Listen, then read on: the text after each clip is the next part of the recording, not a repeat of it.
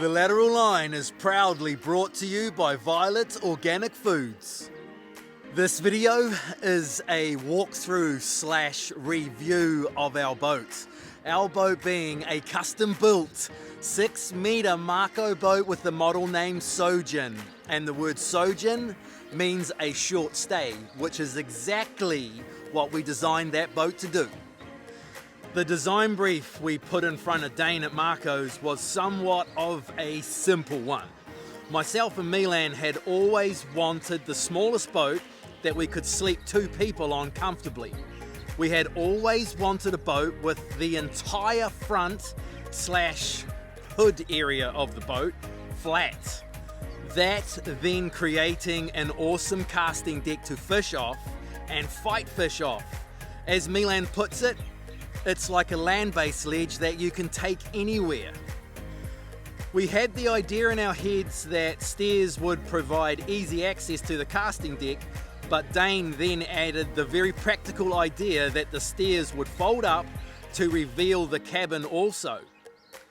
I had always had it in my head that some sort of tent would turn that massive casting deck into an awesome space where I could pump up an airbed and spend the night. That tent would also provide enough shelter from the elements when needed. The one other major thing that Sojourn had to have was the ability to store 8'6" rods with big salt heagers attached and have them fully rigged, ready to be able to cast at anything at very short notice. To which Dane put forth the idea of a fold-up dash, which at first seemed absolutely crazy to me, but at the same time, if it worked, it would then be the talking point of the boat. Not only did it work perfectly, but yes, it is the talking point of Sojourn.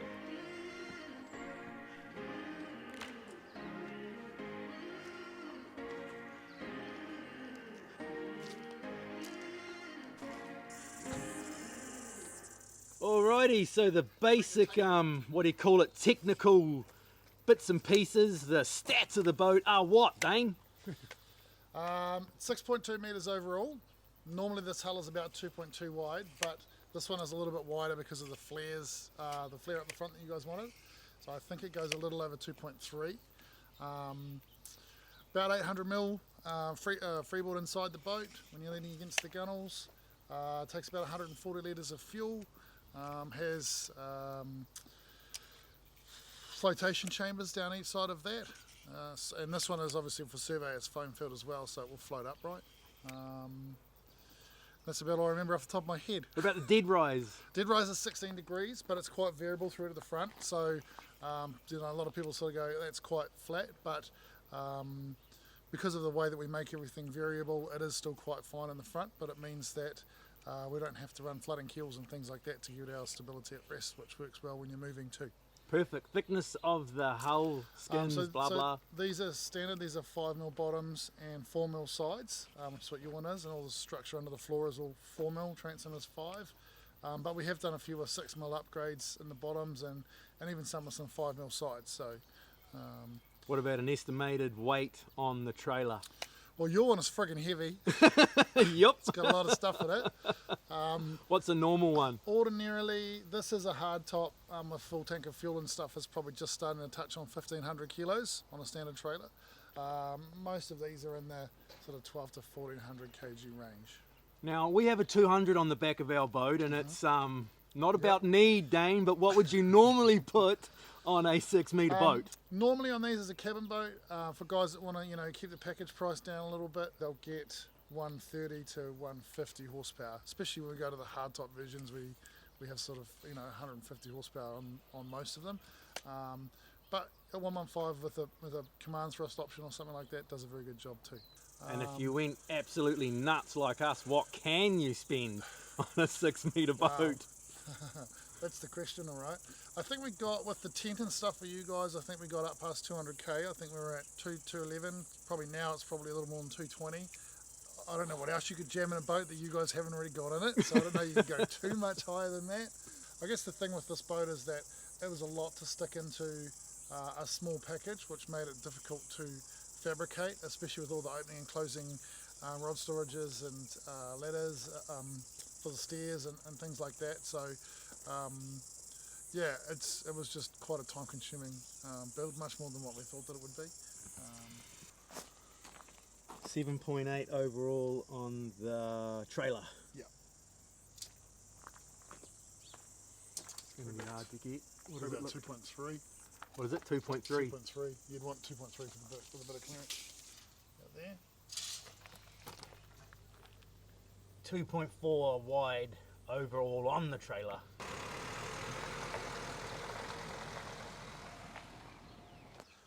Alrighty, now that that's done, starting from the front of the boat and working our way back.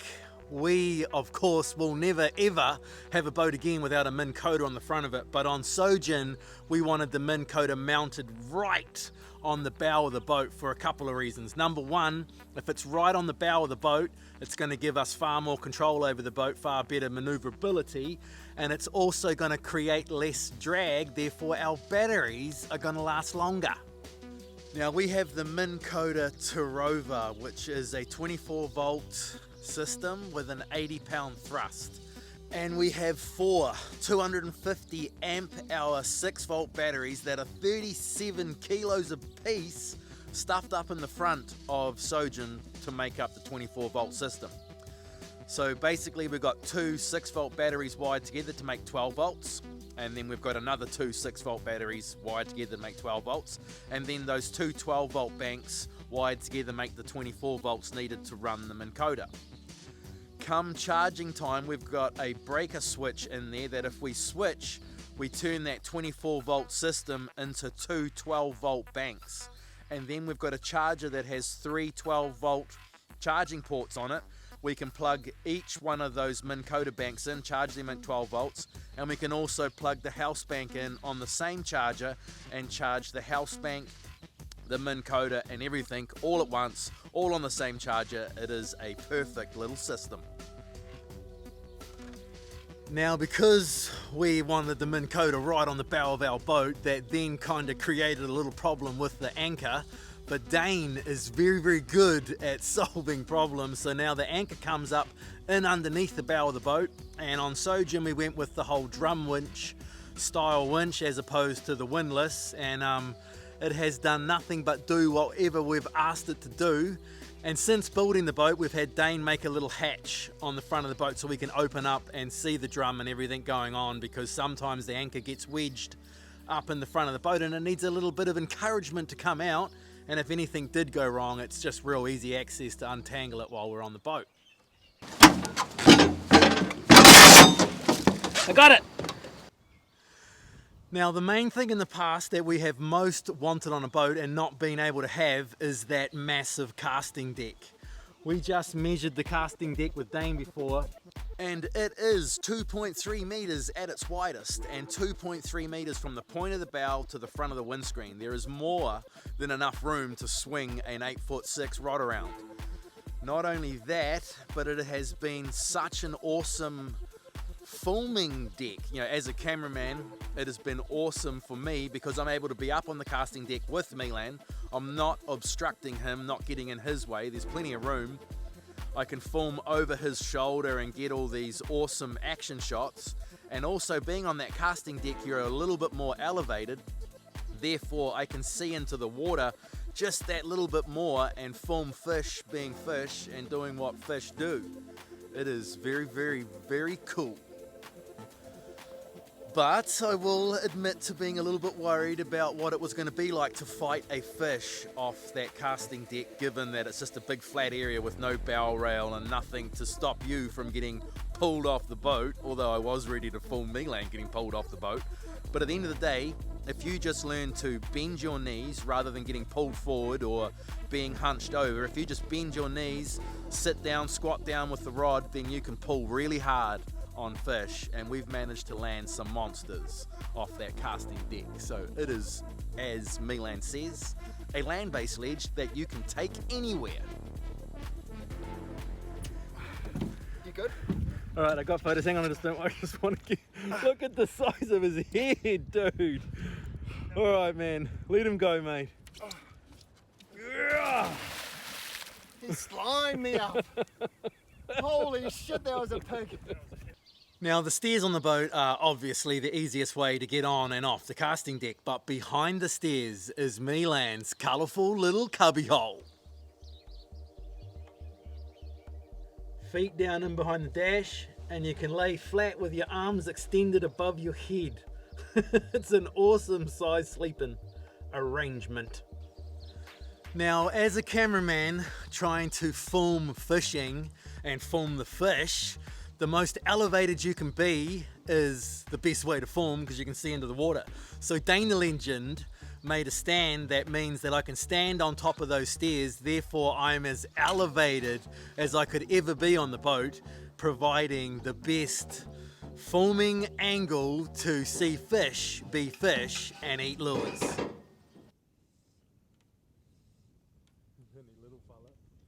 God, it's good to see a kingfish on a ray again. Spring kingfish are awesome, but this is so awesome as well.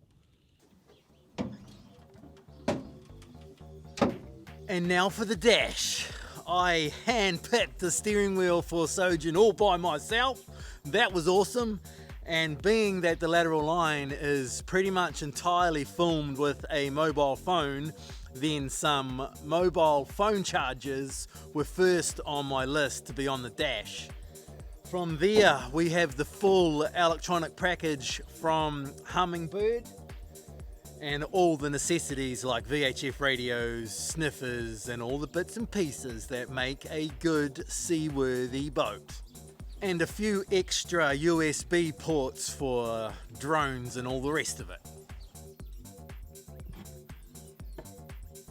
And the dash, when lifted up, is a stowaway for 5 big saltigas on 8'6" rods, completely tucked away, and then you close the dash and you can even lock the dash. How good is that? Now the seat in the boat is as practical as it is colourful, and it folds up revealing a chili bin, and as it folds up the chili bin lid comes up as well. It's awesome.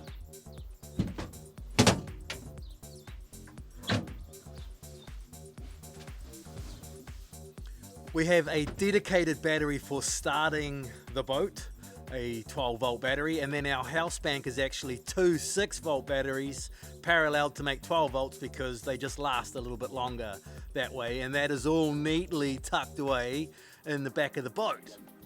We have a 140 litre underfloor fuel tank, which is pretty much standard as far as I know if you buy a 6 metre Mako boat.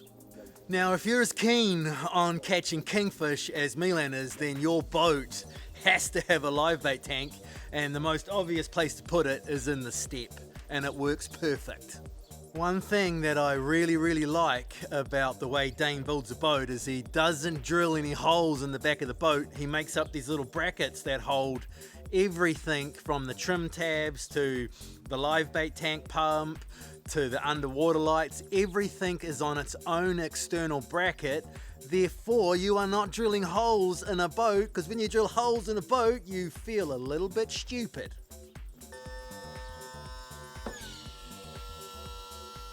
Now, if you talk to Dane, you only need a 115 or maybe a little bit bigger on a 6 metre Mako, but we have a 200 on our boat because it's not about need.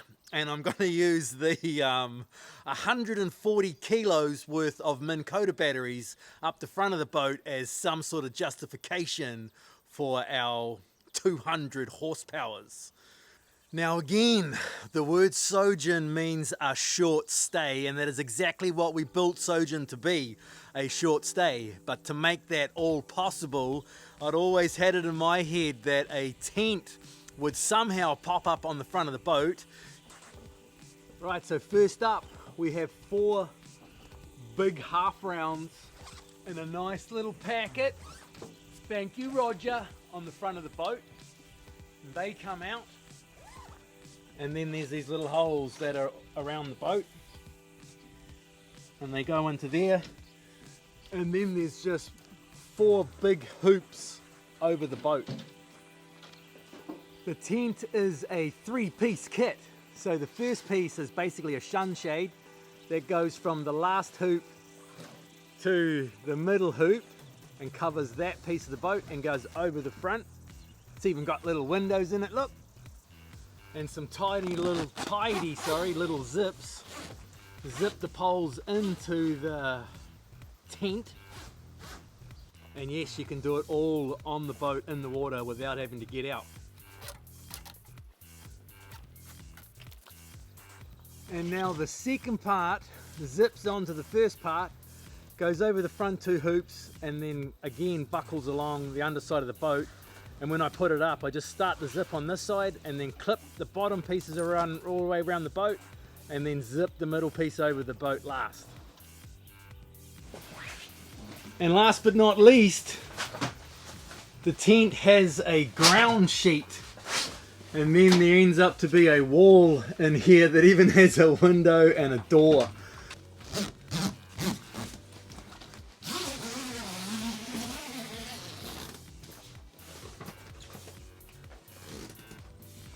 And in case you're wondering, I chose the camo and Milan chose the rainbow. Nice tent, Milan. It's a very nice tent, Nato. And I forgot to mention that there's an anchor light that plugs into there, goes up, and then there's a little hole in the tent just there and just pokes out the top of the tent. And then you're safe as houses and compliant and everything else.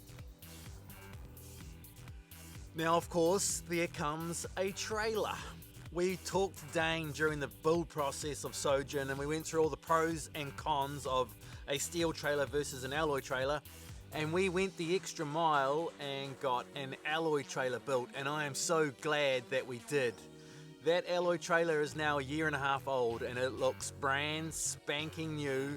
It looks amazing when the boat is on the trailer, and provided it is manufactured strong enough and you look after it, and I mean look after it, it will last the lifetime of the boat, and that to me gives a huge resale value and an issue down the track that now does not exist. The trailer is equipped with all the Trojan bits and pieces, including an electric winch up the front, which has come in handy a couple of times. And the trailer is fully equipped with a Balex. Balex is another one of them products that once you've had it, you can't go without it. And if you don't know what a Balex is, it is basically an electric hydraulic motor system that takes the boat off the trailer for you at a push of a button and puts it on the trailer for you at the push of a button.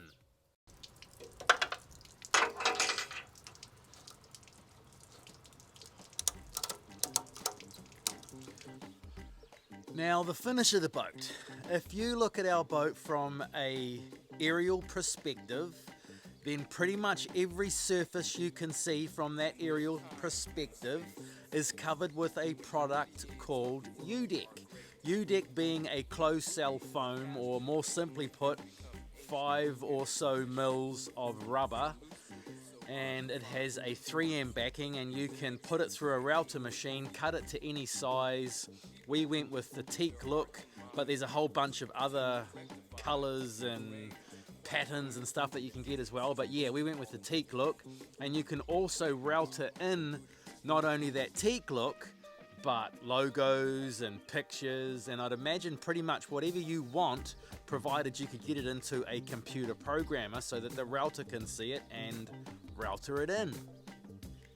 And from there, pretty much every other surface, if it could be wrapped with vinyl, it has been wrapped with vinyl by Glenn and his team at Brave Designs in Auckland. They do an amazing job, and it's just a real easy fix as well. You know, if you beat the thing up, you can just peel it off and redo it, and it's done.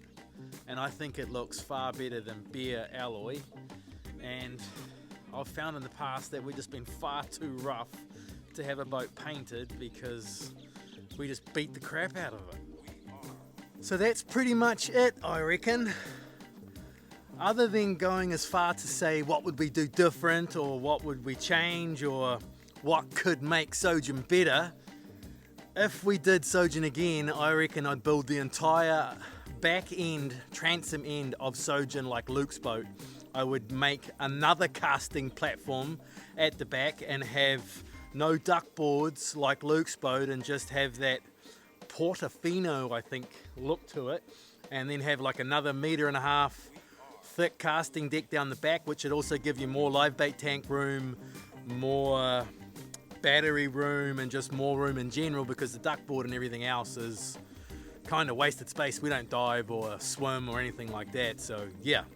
And the other thing is I would build some sort of grab rail type roll cage mechanism over our windscreen, because Sojourn does lack a little bit of the old holy shit handle, if you know what I mean. And the only other thing, and I'm not even sure if this is possible, but build these stairs up just a little bit so that this first step is on perfect level with the top of the casting deck. But yeah, because they fold up, I'm not sure if that's even possible. Well, that is that. We finally done a boat walkthrough / review of our boat. It only took like over a year or something to get it done, but in my mind it's probably better that we broke the boat in before we did a review video anyway. So yeah, that is that. But before I go, myself and Milan have teamed up with Mako Boats, Suzuki and Hummingbird, and we are going to sell a boat. If you are in the market for a boat, of course it's going to be a Mako boat with a Suzuki motor and Hummingbird electronics, we have a build spot that will see you in a brand new boat before the end of this year, being 2022. So yeah, if you want to buy a boat right now and you went into Mako Boats, you're on a huge waiting list. But if you contact us, then you can skip the queue, as they say. You can have a Sojourn, and I should add that if you want to buy Sojourn, even though it's a custom built boat and it suits us perfectly, it doesn't suit everybody, but it might suit you. You can now go to Mako Boats and you can buy a Sojourn, a stock package starting at around 160, or you can go as wild as we've gone and you're looking at upwards of 200 grand. But yeah, anyway, getting back to this boat build, you can have a Sojourn or any Mako boat up to 7 meters long, and you will have that boat before Christmas. It will have a Suzuki on it of your choice and a Hummingbird package of your choice. So yeah, if that is you and you want a boat, then give us a bell. Other than that, thank you also very, very much for watching the Lateral Line boat review / walkthrough. We will be fishing again real soon. Cheer, my brothers and my sisters. Have as much fun as you possibly can. The Lateral Line is proudly brought to you by Violet Organic Foods.